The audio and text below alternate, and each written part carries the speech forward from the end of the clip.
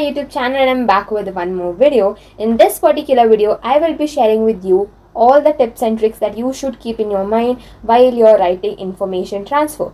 So this is a writing skill topic and this comes for 5 marks in your exam. So in this video, I will be sharing with you what is exactly information transfer, what are tips that you need to remember, and I will be sharing with you 2 examples which will help you to understand this in a better way. So without any further ado, let's get started with today's video. So talking about what is information transfer. So for this question, you will be given either a non-verbal information in the form of plots, tables, statistical information or graphs, and you will be expected to write a paragraph based on the information, or you will be given a paragraph that you have to convert into non-verbal information such as graph or a pie diagram or a tree diagram. Okay, so देखो information transfer 2 type के होते हैं. कौन कौन से? One is non-verbal to verbal and the next one is verbal to non-verbal. ठीक है, तो नॉन वर्बल मतलब क्या होता है, वर्बल मतलब क्या होता है. तो नॉन वर्बल मतलब जो हमारे पाई डायग्राम्स हो गए, टेबल्स हो गए, जो ग्राफ्स हो गए, तो ये सब जो होते हैं ना, लाइक पिक्टोरियल जो रिप्रेजेंटेशन होता है ना, तो वो सब किसके अंदर आएंगे, नॉन वर्बल के अंदर आएंगे. वर्बल मतलब क्या, पैराग्राफ. तो यहाँ पर एक होता है कि आपको कोई भी एक टेबल दिया जाएगा या फिर कोई भी ग्राफ दिया जाएगा, पाई डायग्राम दिया जाएगा, ऐसे कुछ लाइक नॉन वर्बल इन्फॉर्मेशन दिया जाएगा एंड आपको उसके हेल्प से आपको वर्बल इन्फॉर्मेशन में कन्वर्ट करना है. मतलब एक फॉर एग्जाम्पल एक आपको ग्राफ दिया जाएगा तो उसमें जो डेटा है, so that you have to write in the form of a paragraph. ठीक है, तो ये हो गया नॉन वर्बल से वर्बल. अभी वर्बल टू नॉन वर्बल क्या होता है कि आपको एक पैराग्राफ दिया जाएगा एंड आपको उस पैराग्राफ में जो इन्फॉर्मेशन है उसको यूज करके आपको उसको एक ट्री डायग्राम या फिर कोई ग्राफ या फिर कोई पाई डायग्राम के फॉर्म में उसको कन्वर्ट करना पड़ेगा. ठीक है, तो एक होता है हम लोग के नॉन वर्बल से लेके वर्बल का transformation, next is verbal to non verbal. ठीक है, तो आज के वीडियो में मैं आपके साथ शेयर करने वाली हूँ few examples of non verbal to verbal. And ये जो वर्बल टू नॉन वर्बल होता है ना, इसमें ज्यादातर आपको एक तो कोई तो प्रोसेस दिया जाएगा. फॉर एग्जांपल अगर एक शुगर फैक्ट्री है तो उसमें शुगर किस तरीके से बनता है, तो उसका आपको एक प्रोसेस एक पैराग्राफ में दिया जाएगा. तो आपको उसको सिंपली एक फ्लो चार्ट के फॉर्म में रिप्रेजेंट करना है. ये जो पार्ट होता है कि आपको कोई एक पिक्टोरियल डायग्राम दिया गया है और उसको आपको पैराग्राफ में कन्वर्ट करना है, that is a bit tricky and I am damn sure after watching this video till the end that thing will also be clear in your mind. So let's start. So अभी मैं आपको कुछ examples दिखाने वाली हूँ and उस example के help से ही हम इन डिटेल में समझेंगे कि एक्चुअली आपको उसको लिखना कैसे होता है.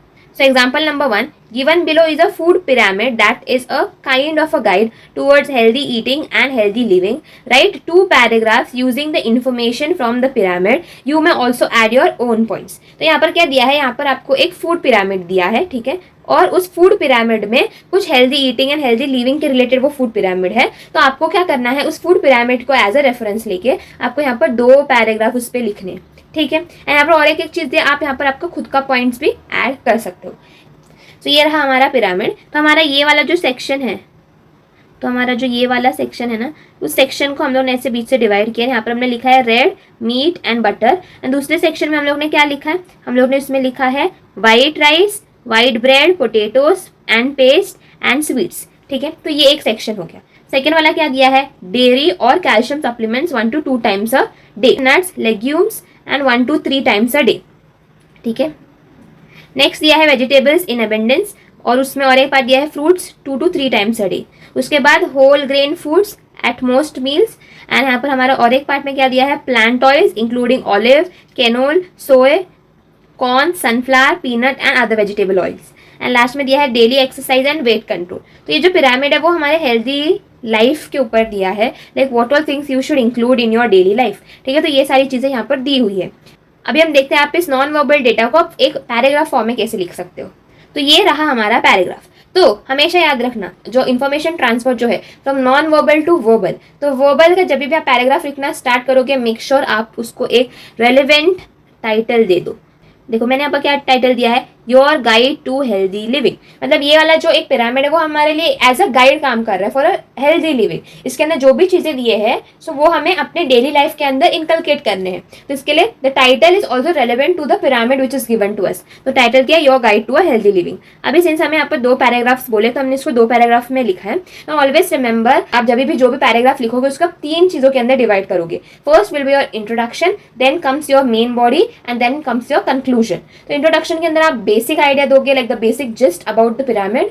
उसके बाद फिर आप मेन बॉडी के अंदर जो भी डेटा पिरामिड के अंदर इंक्लूडेड है वो लिखोगे, एंड कंक्लूजन आप 1-2 लाइन का लिख सकते हो रिलेटेड टू द पिरामिड, या फिर जो भी आपको पिक्टोरियल डायग्राम दिया जाएगा उसके रिलेटेड। देखो फर्स्ट पैराग्राफ में हम लोग ने क्या लिखा है, there are certain foods that we must eat sparingly, red meat and butter are high on the list, other foods that we should do well to avoid are white rice, white bread, potatoes, pasta and sweets। ये सारी जो चीजें हैं like red meat हो गया, उसके बाद butter हो गया, ये हम लोग को बहुत स्पेरिंगली खाना चाहिए बिकॉज ये हाई ऑन द लिस्ट है, ठीक है, मतलब वो इतना अच्छा नहीं है हमारे लिए। और कौन कौन सी चीजें हमें बहुत कम खानी चाहिए, जैसे कि व्हाइट राइस हो गया, व्हाइट ब्रेड हो गया, पोटेटोज हो गया, पास्ता हो गया, स्वीट्स हो गया, ये तो हमें स्पेरिंगली मतलब बहुत कम खाना चाहिए। अब देखो सेकंड पैराग्राफ में हम लोग ने क्या लिखा है, डेयरी और calcium supplements must be had once और ट्वाइस अ वीक, ठीक है। तो ये वाला भी पार्ट उस पिरामिड में था कि डेयरी और जो कैल्शियम सप्लीमेंट्स है वो हमें वंस और ट्वाइस अ डे लेने चाहिए। फिश, पोल्ट्री और eggs may be had up to twice a day for that necessary dose of proteins।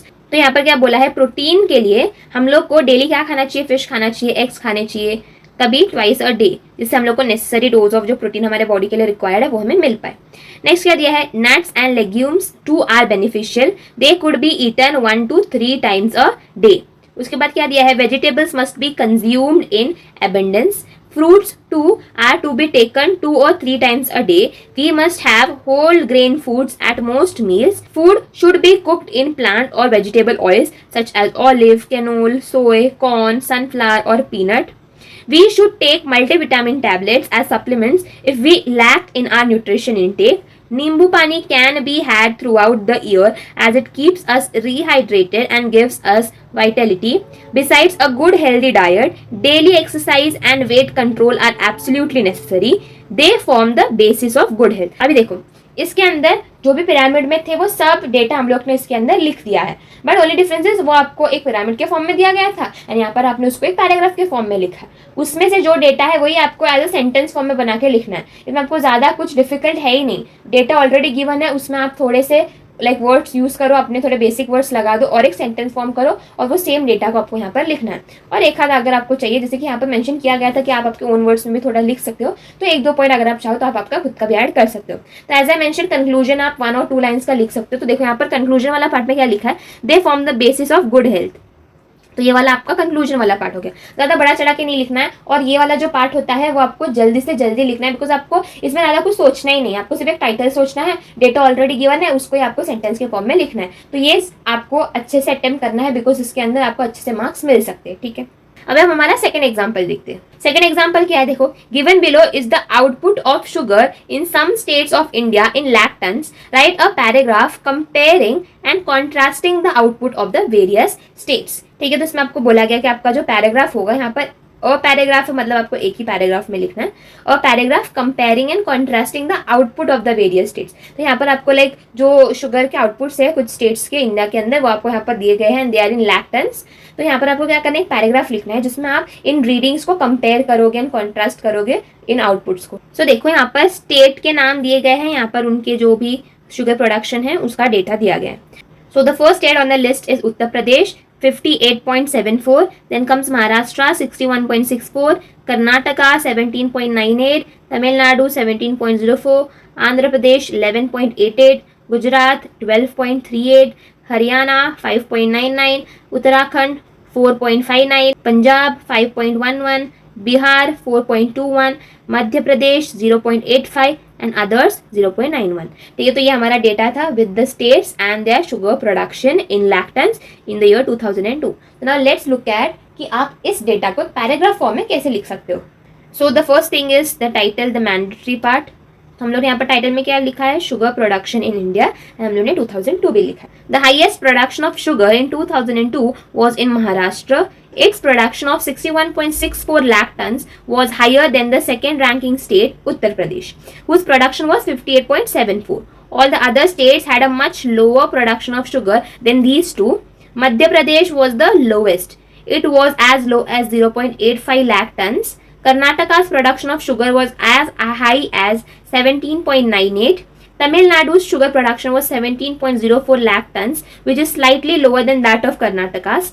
Gujarat's production of sugar ranked 5th with 12.38 lakh tons. The production of sugar of Madhya Pradesh and all the other sugar producing states of India was almost equal. इस paragraph के अंदर हम लोग ने सब data cover up किया है, हम लोग ने स्टेट्स के नाम भी लिखे और हम लोग ने उनके जो डेटा थे वो भी कवर अप किए। अब इसके अंदर हम लोग ने सब स्टेट्स नहीं लिखे हैं, हम लोग ने लाइक यहाँ पर बोला गया था कि आपको कंपेयर करके लिखना, तो हम लोगों ने लाइक 2 स्टेट्स लिए, उनको कंपेयर किया है, लीस्ट वाला कंपेयर किया है, हाईएस्ट शुगर प्रोडक्शन वाला स्टेट कंपेयर किया है। तो इस तरीके से हम लोग ने कुछ मेन 4-5 जो हमारे स्टेट्स है जो हम लोग ने एक दूसरे के साथ कंपेयर किए हैं। जरूरी नहीं आपको इन दोनों स्टेट्स पर ही कंपेयर करना है, उन दोनों स्टेट्स को ही कंपेयर करना है, एज पर योर कन्वीनियंस आप इजिली कंपेयर कर सकते हो। बट इस पैराग्राफ के अंदर जो स्टेट्स लिए गए हैं तो उनमें जो कंपैरिजन हुआ है वो ज़्यादा एविडेंटली दिख रहा है, इसके लिए उसको आपको एक्सप्लेन करना ज़्यादा ईजी होगा। सो आई होप आपको नॉन वर्बल टू वर्बल कैसे लिखना है वो समझ में आ गया होगा। Again I am repeating, title बराबर से लिख लेना, ठीक है, बिकॉज टाइटल को भी मार्क्स है। आफ्टर राइटिंग द टाइटल आपको जितने नंबर ऑफ पैराग्राफ में लिखने बोला है, जैसे कि फर्स्ट एग्जाम्पल में मैं 2 पैराग्राफ में लिखने बोला था, सेकंड एग्जाम्पल में आपको 1 पैराग्राफ में लिखने बोला था, तो उस अकॉर्डिंगली लिख सकते हो।